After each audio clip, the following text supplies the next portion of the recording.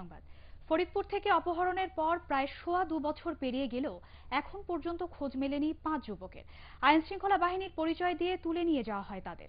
এ সংক্রান্ত মামলার তেমন কোনো অগ্রগতিও নেই। অপহৃতদের ফেরত পাওয়ার দাবি জানিয়েছেন তাদের স্বজনরা।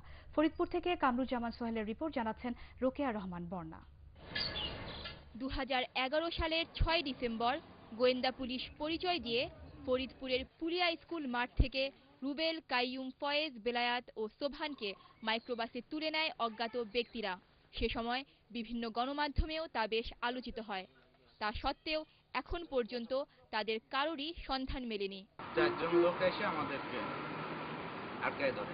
আটকায় ধরার পর আমরা জিজ্ঞেস করে কি ব্যাপার আপনারা আটকায় ধরতেছেন কেন? আমরা ডিবির লোক এই বলে আমাকে ও গাড়িতে তুলে নেয়, মারধর করে।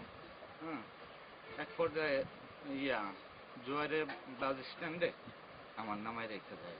মাঝে ফেলাবার মতো কোনো পাপও করে নাই। আর আমি কি 10 দুয়ারে ঘুরবো? আমার ছেলে লাইটম্যান ছেলে আমার ফোন করে দিল।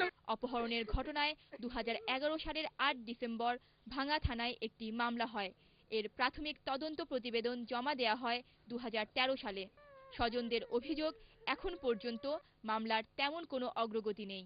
ছেলে কে নেছে আজ পর্যন্ত কোনো প্রশাসন আইয়া জিজ্ঞাসা করে নাই যে 5-5টা ছেলে এই এলাকা থেকে হারানো গেছে, কি ব্যাপার?